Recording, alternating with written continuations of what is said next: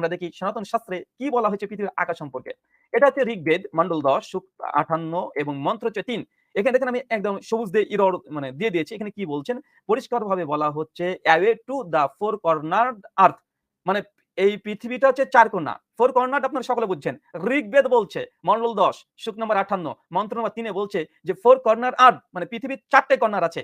সনাতনী দাদা জনতার বার্তা সহ যেসব সনাতন অভিযোগ করে, এটা কি বলছে আপনার শাস্ত্রে? আপনার শাস্ত্র বলছে পৃথিবী ৪ কোণা। এখন আপনার ভাষায় যদি বলি, আপনার ঈশ্বর কি দূর থেকে দেখেছিল পৃথিবীকে? এইজন্য ৪ কোণা দেখতে পেয়েছে? এটা কি বলছে? আসলে আপনি সনাতন শাস্ত্র বেদ বলতে গিয়ে ভুলে কোরআন বলে ফেলেছেন। কোরআন পৃথিবীকে ৪ কোণা বলেনি। বেদ বলছে পৃথিবী ৪ কোণা। চলুন আমরা আরেকটা অর্থ দিকে অনেকে বলতে পারে যে, এত স্পষ্ট প্রমাণ পাওয়ার পরে না তোমরা বেদ কি বুঝবে মুসলমান? তোমরা বেদ বুঝতে পারবে না। চলেন বেদের ব্যাখ্যা গ্রন্থ কি বলছে এবার আমরা দেখি। দেখেন পৃথিবী যদি ৪ কোণা হয় তার আকারটা কেমন হবে? বেদ বলছে পৃথিবী নাকি এর কোয়ালিটি। আসলে কি পৃথিবী এই কোয়ালিটি? আসলে অনেক উঁচু থেকে দেখেছিল মনে হয়। এইজন্য তার ভাষা অনুযায়ী। আসেন আমরা বেদের আরেকটা মানে স্ক্রিন দিয়েছি। ওটা একটা স্ক্রিনশট। এটা আরেকটা প্রকাশনী। এখানে বলছে যে, "দ্য ফোর কর্নার আর্থ" পৃথিবী হচ্ছে ৪ কোণা। দুটো দেখালাম বেদ থেকে। আচ্ছা এখানে হচ্ছে ৪ কোণা হলে অনেকটা এই কোয়ালিটির এবার হবে। এ পৃথিবীকে এরপরে বেদ বলছে আসলে ৪ কোণা কেমন? এটাকে বর্ণনা করে দেওয়া হচ্ছে ইটের মতো, একদম ইটের মতো উদাহরণ দিয়ে। চলুন আমরা দেখি এটাকে শতপথ ব্রাহ্মণ, কাণ্ড নম্বর ৬, অধ্যায় নম্বর ১, ব্রাহ্মণ ২, মন্ত্র নম্বর ২৯। এখানে কি বলছে দেখেন আমি একদম নিচে দাগিয়ে রেখেছি। এখানে বলছে for all the bricks are the after the manner of this earth মানে এই পৃথিবীটা হচ্ছে ইটের মতো, ইটের মতো। এই পৃথিবী হচ্ছে ইটের মতো। আর ওখানে দিয়েছে দেখেন this is earth is the four corner. পৃথিবী হচ্ছে ৪ কোণা আর এটা কেমন? কেমন দেখতে? এটা ইটের মতো। সম্মানিত দর্শক মন্ডলী তার মানে বুঝতে পারলেন বেদ এবং শতপথ ব্রাহ্মণ অনুযায়ী হিন্দু শাস্ত্র বলছে পৃথিবী হচ্ছে ইটের মতো ৪ কোণা।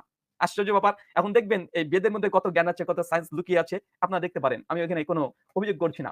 আসেন শুধু এই দুটো নয়। একটাতে বলে পৃথিবী হচ্ছে ৪ কোণা, আরেকটাতে হচ্ছে ইটের মতো। তৃতীয় একটা আছে পুরাণ শাস্ত্রের মধ্যে আছে পৃথিবী হচ্ছে কেমন দেখতে? পৃথিবী হচ্ছে একদম পদ্ম ফুলের মতো, পদ্ম ফুলের মতো। স্ক্রিন আপনাদের সামনে স্ক্রিন দেখতে পাচ্ছেন। প্রমাণ আমরা এখানে নিয়ে এসেছি বায়ু পুরাণ ৩৪ অধ্যায় ৪৩ এবং ৪৪ নম্বর মন্ত্র। এখানে কি বলছে দেখেন, এই পদ্ম বিষ্ণু সৃষ্টি করেছেন। বিষ্ণুর নাভি হইতে উহার আবির্ভাব। পদ্ম নাকি বিষ্ণুর নাভি থেকে এসেছে। যাই হোক কি আছে পরের ব্যাপার। এই বন বৃক্ষশালিনী পৃথিবী পদ্মাকারে সমুৎপন্ন হইল। মানে এখানে বলছে এই পদ্মা হচ্ছে স্বয়ং বিষ্ণু সৃষ্টি করেছেন। আর এই পৃথিবী হচ্ছে স্বয়ং পদ্মার মতো। মানে পদ্মাকৃতির। পদ্ম ফুল দেখেছেন পৃথিবী নাকি ওই রকমের। পৃথিবী নাকি এরকম। কারণ এরকমই লাগে। স্বাভাবিকভাবে দেখবেন এই ফ্ল্যাট মানুষ ভাববে অর্ধাকৃতি এইভাবেই আছে। একদম এইভাবে আছে। আর এটা কোথা থেকে পেয়েছে? বেদ থেকে পেয়েছে। আমি পরে দেখাবো। তার মানে পৃথিবীর বেদ এবং পুরাণ শাস্ত্র অনুযায়ী পৃথিবীর ৩ টা আকার পাওয়া গেল। এটা হচ্ছে পদ্মাকৃতি। ভালো কঠিন বিজ্ঞান। আচ্ছা চলেন আমরা আরেকটা দেখিয়ে দিই। এটা হচ্ছে বিষ্ণু পুরাণ ২য় অংশ ১২ অধ্যায় ৩৬ নম্বর শ্লোকে এখানে বলা হচ্ছে স্বয়ং বিষ্ণু এই বসুন্ধরাকে উৎপন্ন করেছে পদ্মাকৃতি। মানে পদ্ম ফুলের মতো। দেখেন সাধারণ শাস্ত্র বলছে পৃথিবীর আকার নাকি পদ্ম ফুলের মতো। পদ্ম ফুলের মতো। হতে পারে দেখা যাক কি বলছে। আচ্ছা চলেন আমরা দেখি পৃথিবী হচ্ছে চাল সিদ্ধ করার কড়াইয়ের মতো।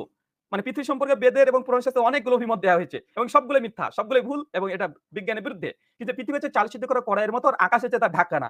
কোথায় আছে? এটা হচ্ছে অথর্ববেদ কাণ্ড নম্বর ১১ অধ্যায় হচ্ছে ৩ শ্লোক নম্বর ১১ এখানে কি বলছেন দেখেন, "this is art is the pan for the boiling of rice" মানে এই পৃথিবীটা হচ্ছে চাল সিদ্ধ করা বা কড়াইয়ের মতো।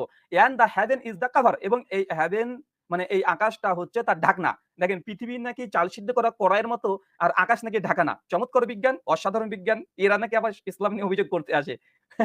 হাসি পায়। চলেন আরেকটা দেখে নিই এখানে কি বলছেন। এখানে বলছেন ইন্দ্র দেবতা, ইন্দ্র এবং ভার্মা মানে তারা ডিস্ট্রয় করছিল। ডিস্ট্রয় করতে, করতে কত দেশ বলছে Indra and Varma destroy of the evil and the violent মানে ধ্বংস করতে, করতে আসছিল। একদম আস্তে, আস্তে কত দেশে look to the ends of the earth এবং তারা পৃথিবীর শেষ পর্যন্ত তাকিয়েছেন। মানে শেষ পর্যন্ত তাকিয়েছেন বা গিয়েছেন ইন্দ্র ব্রহ্মা ধ্বংস করতে, করতে একদম শেষ পর্যন্ত তাকিয়েছে, দৃষ্টি দিয়েছে। সম্মানিত দর্শক মন্ডলী, পৃথিবী যদি গোল হয় তার কি শেষ পর্যন্ত তাকানো সম্ভব? সম্ভব নয়। যখন পৃথিবীর ৪ কোণা বা ত্রিভুজ আকৃতি হবে তখনই পৃথিবীর শেষ পর্যন্ত তাকানো সম্ভব। মানে অথর্ববেদ কাণ্ড নম্বর ১২ অধ্যায় নম্বর ৭ শ্লোক নম্বর ২ এ স্পষ্ট হয়ে বলছে। আর এইসব যেগুলো দেখাচ্ছে এগুলো সবগুলো অথেন্টিক হিন্দু প্রকাশনী থেকে। ডক্টর তুলসীরাম শর্মার এটা বেদাসের অনুবাদ দেখালাম আপনাকে। আসেন চলেন আমরা আরেকটা দেখি। এই শ্লোক একই শ্লোক ঋগ্বেদেও আছে। মন্ডল নম্বর ৭ অধ্যায় নম্বর ৮ ৮৩ আর মন্ত্র নম্বর ৩ এখানে একই কথা বলছে এবং সংস্কৃতে আন শব্দ আছে। সংস্কৃত আন শব্দ দেখুন দাগিয়ে রেখেছি। এখানে বলছে look the end of earth Indra এবং বরুণ এরা দুজন পৃথিবীর শেষ পর্যন্ত তাকিয়েছে। পৃথিবী গোল হলে শেষ পর্যন্ত তাকানো সম্ভব নয়। বরং পৃথিবীর ৪ কোণা ধরেই ইন্দ্র ব্রহ্মা তারা তাকিয়েছে। পৃথিবীকে আবার ৪ কোণা বলা হচ্ছে। আসেন এখানে বলা হচ্ছে মানে এই পৃথিবী কোথায় আছে জানেন? সদর শাস্ত্র অনুযায়ী পৃথিবী আছে হাতির মাথায়। একদম হাতির মাথায়। এটা আছে বাল্মীকি রামায়ণ বালাকান্ড ৪০ অধ্যায় বালাখান 40 অধ্যায় ১ ১৩ থেকে ১৪ পর্যন্ত পুরো ডিটেইল পেয়ে যাবেন। এখানে কি বলছেন দেখেন আমি ইরর মানে চিহ্ন দিয়ে রেখেছি। এখানে হচ্ছে অনন্তর পুনরায় পৃথিবীকে খনন করতে, করতে সাগরের সন্তানেরা মানে পৃথিবীকে খননও করেছে। চমৎকার বিজ্ঞান। এবং বিরাপক্ষ নামক পর্বতাকার এক দীর্ঘহস্তীকে দেখতে পেলেন। মানে পাহাড়কে খুঁড়তে, খুঁড়তে, খুঁড়তে একটা হাতিকে দেখতে পেয়ে গেছে। বাহ! সরি মানে পৃথিবীকে খুঁড়তে, খুঁড়তে, খুঁড়তে, খুঁড়তে একটা হাতিকে দেখতে পেয়ে গেছে। এবং হাতি কি করছে? যে পৃথিবীকে সেই মস্তকে ধারণ করে আছে এবং এই পৃথিবীকে নাকি এই হাতি নাকি ধারণ করে রেখে দিয়েছে। স্ক্রিনে আপনারা দেখতে পাচ্ছেন। পৃথিবীকে খুঁড়তে, খুঁড়তে চলে গেছে। তারপরে একটা হাতি পেয়েছে। আর ওই হাতির উপরে নাকি বিশাল পৃথিবীটা আমাদের হাতির উপরে আছে। কঠিন বিজ্ঞান, অসম্ভব বিজ্ঞান এগুলো বেশ ভালো বিজ্ঞান। কোন সমস্যা নেই। চলেন এখানে আবার কি বলছে যে পৃথিবী নাকি সাপের মাথায়। দেখেন এখানে কোথায় আছে?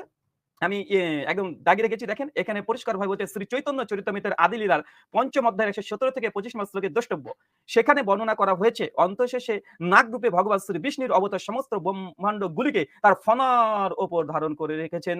এখানে চৈতন্য চরিতামৃত বলছেন বৈষ্ণবীদের বলছেন এই পৃথিবীকে নাকি সাপের ফনার উপরে ধারণ করে রেখে দিয়েছে। ওখানে বলছে হাতির উপরে রেখেছে। বেদ বলছে পৃথিবী নাকি চাল সিদ্ধ করার মানে পৃথিবী নাকি শেষ পর্যন্ত চলে গিয়েছে। বেদ আবার বলছে কি পৃথিবী নাকি হচ্ছে চাল সিদ্ধ করার কড়াই আর আকাশের চেয়ে ঢাকা না। এবং বিভিন্ন জায়গাতে হচ্ছে পৃথিবী নাকি পদ্ম ফুলের মতো দেখতে। কখনো যে পৃথিবী হচ্ছে ৪ কোণা, কখনো যে পৃথিবী ইটের মতো আশ্চর্য। এটা আবার ইসলাম নিয়ে অভিযোগ করতে আসে। সম্মানিত দর্শক মন্ডলী পৃথিবীর আকার নিয়ে টোটাল হিন্দু শাস্ত্রে